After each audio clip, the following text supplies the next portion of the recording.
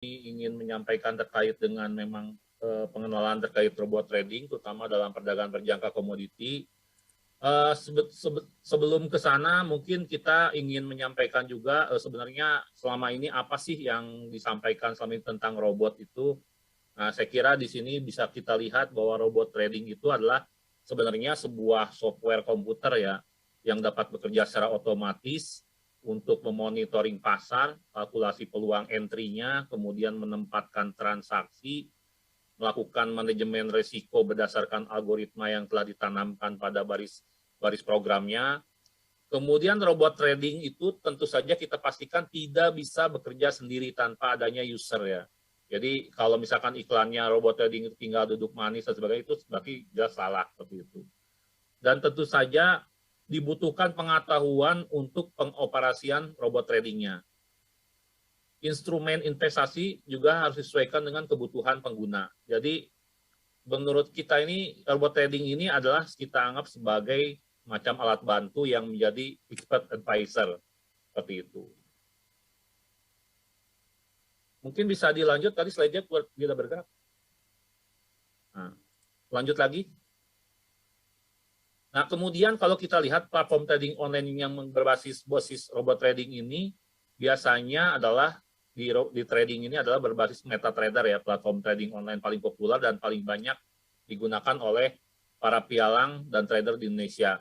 Kemudian pengembangnya adalah perusahaan MetaQuotes yang berjalan sistem operasi Windows, Linux, Android, dan iOS.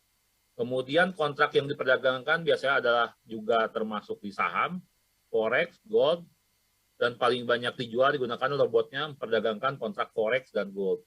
Bahkan sekarang sudah mulai masuk kepada kripto nih. Dan kemudian tren ke depan nih, ini yang tadi saya sampaikan, developer robot trading banyak juga membuat pada kripto baik future maupun spot.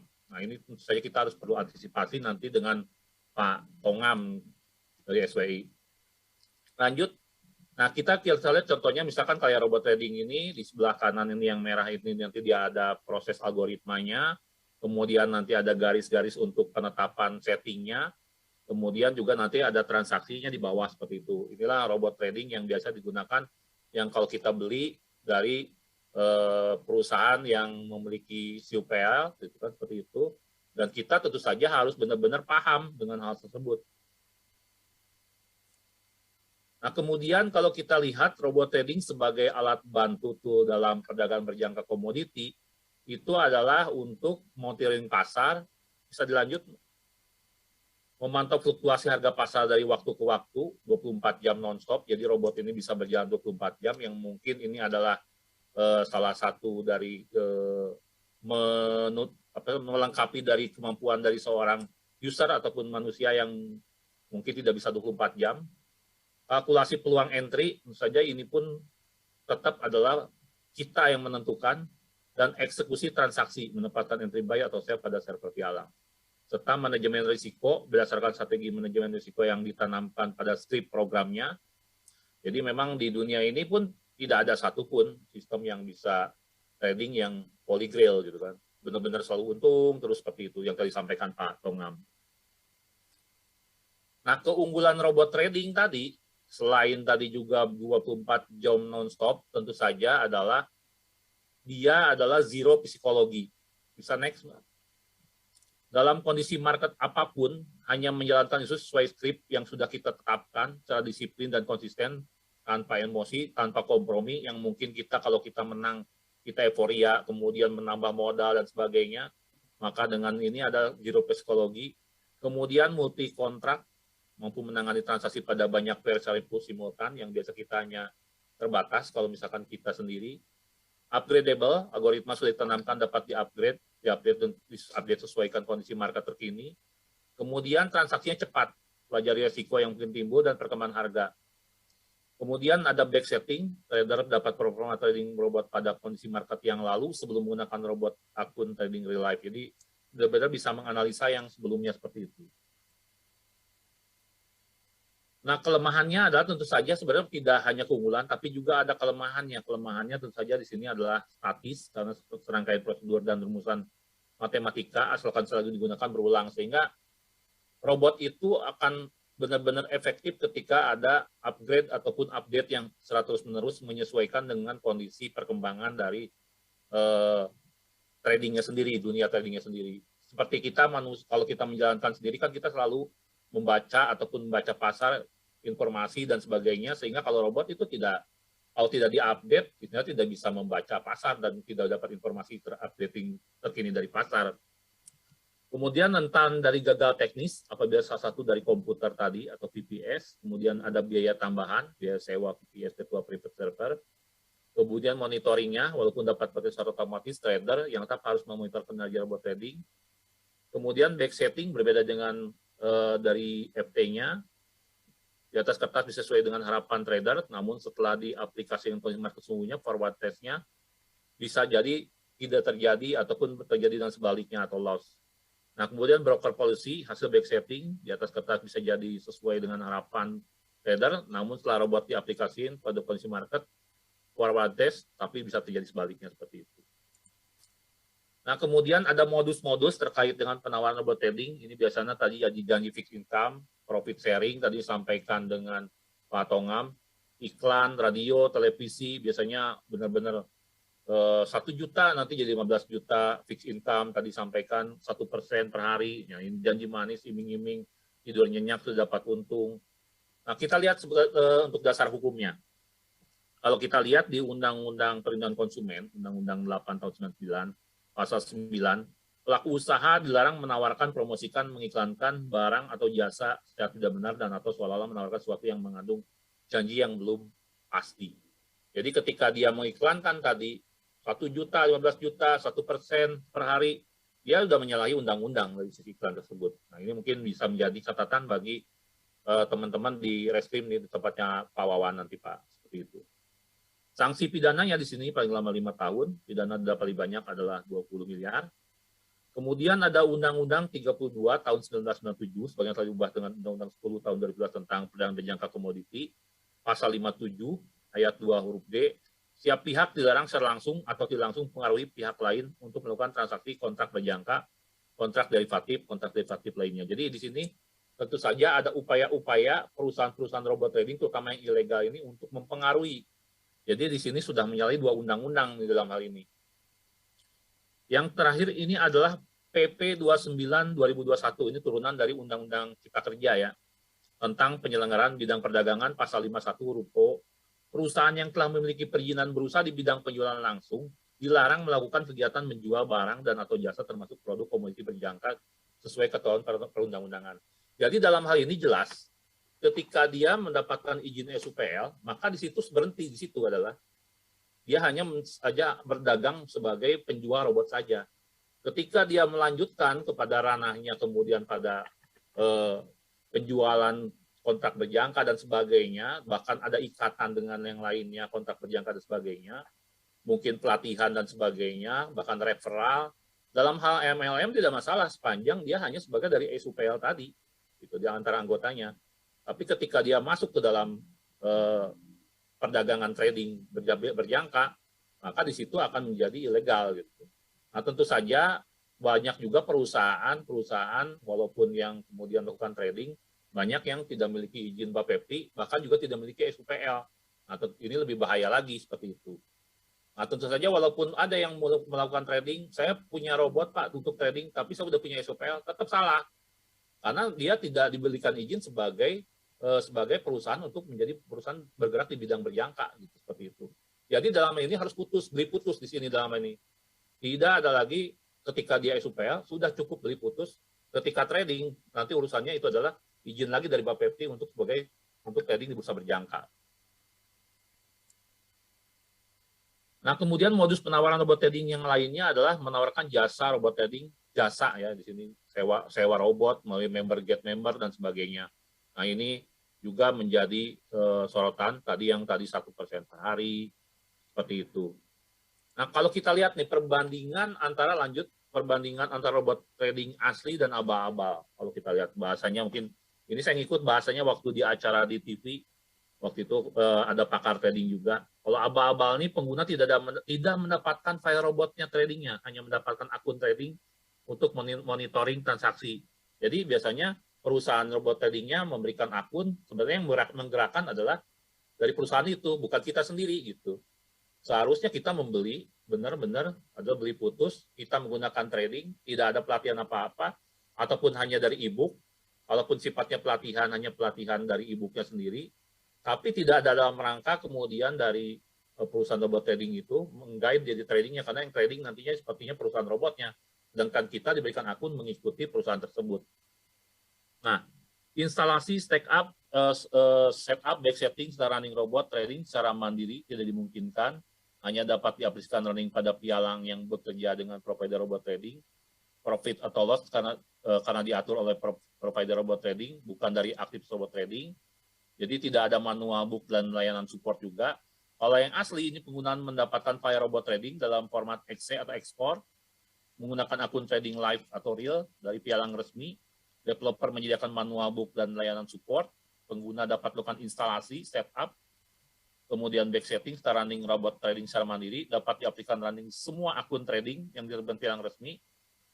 Jadi kalau misalkan ternyata tidak bisa dipakai di semua, berarti ini udah jelas hanya tertentu seperti itu. Profit atau loss karena aktivitas transaksi dilakukan oleh robot trading pada market yang tidak dimanipulasi. Nah, kemudian penggunaan robot trading Indonesia dapat dibuat sendiri atau membeli melalui marketplace atau menjual robot lainnya. Individual robot trading digunakan secara pribadi atau pemula, tidak memiliki waktu cukup untuk belajar analisa teknikal dan fundamental sehingga menggunakan ini. Kemudian terkait dengan pengelolaan dana, layanan pengelolaan dana disediakan oleh trader kerja dengan secara individu atau tim.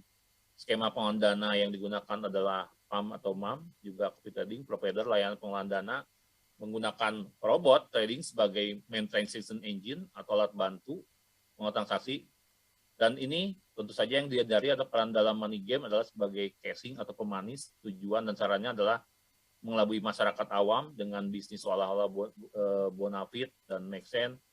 Robot trading yang disandingkan dengan Ponzi. Jadi ada, nah ini salah satunya kita berjubah MLM ini salah satunya Net 89, ATG, DNA Pro, Makai, Sunton, Kapital. Jadi kita kemarin itu di bulan tadi kalau Pak Tongam kemarin ada beberapa, di Agustus sendiri kita kemarin sudah ada 249 domain situs ya. Salah satunya itu bahkan bisa berulang-ulang entitasnya seperti misalkan kayak ATG itu bisa ada 16 buah yang diblok domain situsnya.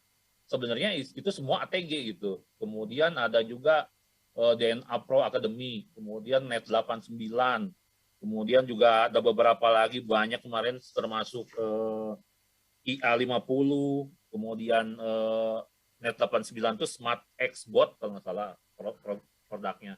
Nah ini salah satu yang kemudian salah satunya kita blokir dan termasuk di SWI juga salah satunya yang dari sekian banyak di SWI ya selain tadi investasi yang disampaikan oleh Pak Tongam, yang salah satunya di robot ini pun salah satunya banyak juga yang seperti itu. Jadi hampir semua perusahaan, jadi kalau dalam list 249 itu hampir sekitar mungkin lebih dari 50% itu adalah terutama terkait dengan robot saat ini. Jadi terutama perusahaan-perusahaan seperti tadi sampaikan, kayak ATG, DNA Pro, itu untuk masing-masing perusahaan aja bisa mencapai belasan atau 20 ininya situs sendiri gitu. Jadi kalau di total mungkin berapa puluh itu hanya dikuasai oleh beberapa perusahaan itu yang istilahnya diblokir membuat lagi seperti itu. Dan ini memang perlu langkah ke depan yang supaya lebih gitu ya ke depan koordinasinya.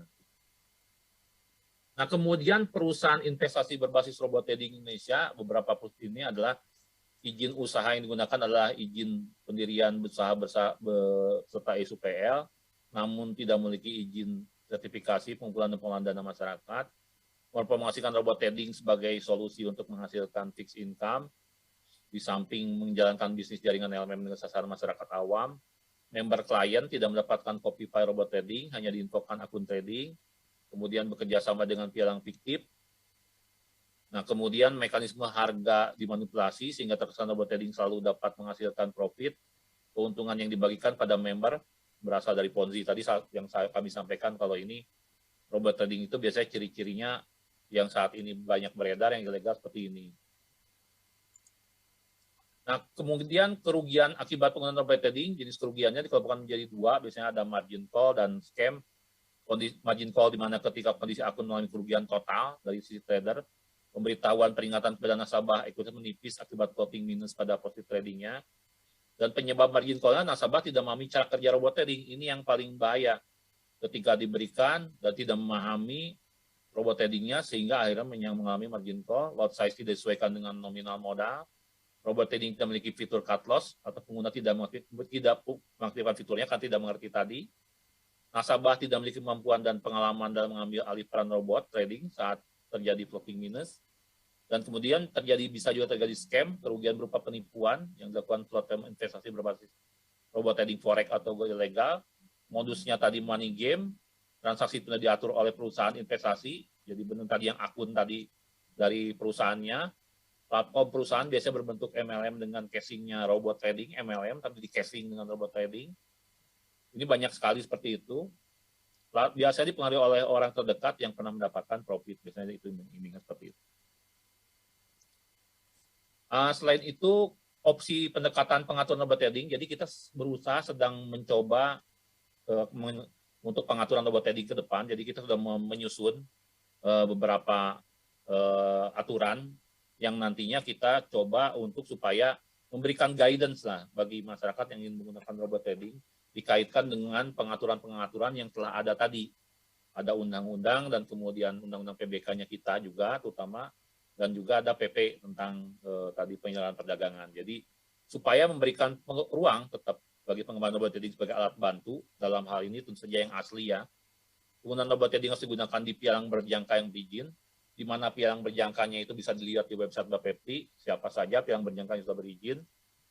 Pemerintah tidak melarang atau membatasi penggunaan robot trading sepanjang sesuai dengan standar yang telah ditetapkan peraturan perundangan, nantinya memberikan fleksibilitas kepada pelaku dan melakukan usahanya secara jujur, menutup peluang pengatur robot trading untuk kegiatan ilegal seperti penipuan berkedok investasi, melakukan pengawasan, monitoring, evaluasi, mengantisipasi pengaduan masyarakat yang berulang dalam hal robot trading, dan hal-hal yang diperhatikan dalam penggunaan robot trading, bisa menetapkan aturan mengenai kriteria penyelenggara atau developer, memiliki legalitas atau izin yang dikeluarkan otoritas resmi Indonesia, dalam hal ini kalau robot tradingnya itu dalam penjualan langsung SUPL, dan kemudian kalau misalkan digunakan di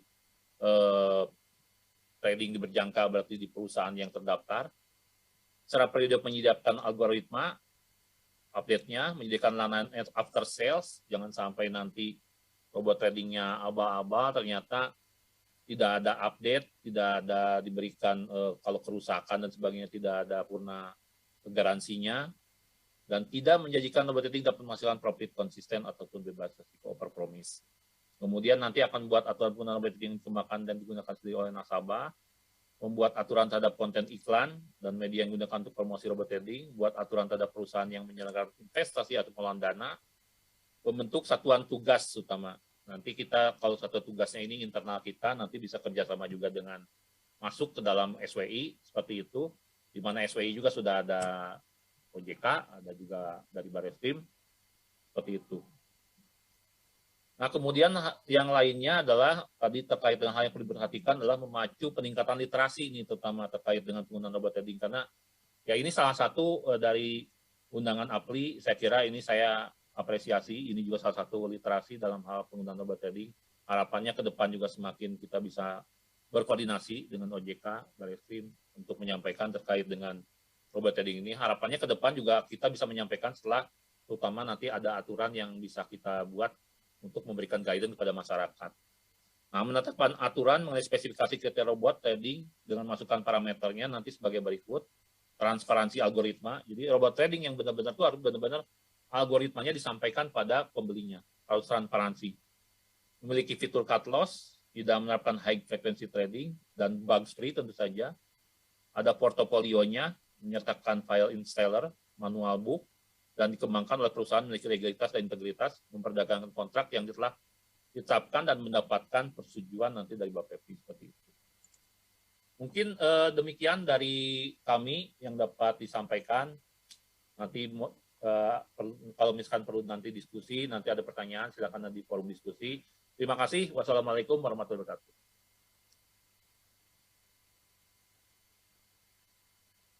Terima kasih Pak Kara.